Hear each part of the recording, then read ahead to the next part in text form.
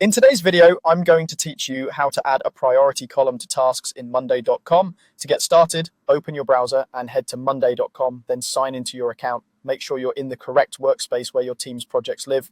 If you work across multiple workspaces or boards, double check that you have permission to edit the board you're about to use. Adding columns typically requires editor or owner access.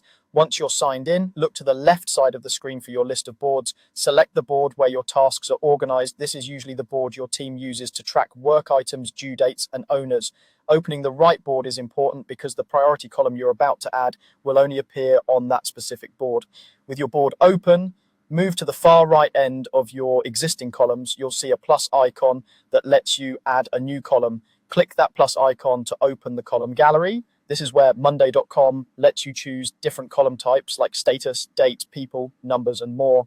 Adding the correct type here ensures your data behaves the way you need it to for sorting, filtering, and reporting. In the column gallery, use the search bar at the top and type the word priority. This search helps you quickly find the pre-built priority option without scrolling through all the choices. The priority option is designed to work like a status column with commonly used labels such as low, medium, and high, often color-coded to make scanning your board easy. When you see the priority option appear, click it. Monday.com will add the new priority column to your board, typically placing it at the far right. From here, the column is ready to use.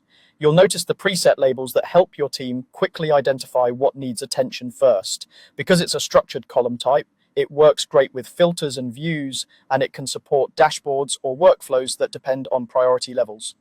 A few quick notes to keep your board clean and effective. You can rename the column header to match your team's language if needed, and you can drag the column to a more prominent spot on the board so it's easy to see.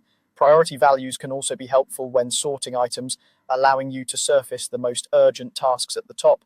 And if your team scales, this same approach can be repeated on other boards for consistency. That's it. Your priority column is now added and ready to support clearer decisions and faster execution on your tasks.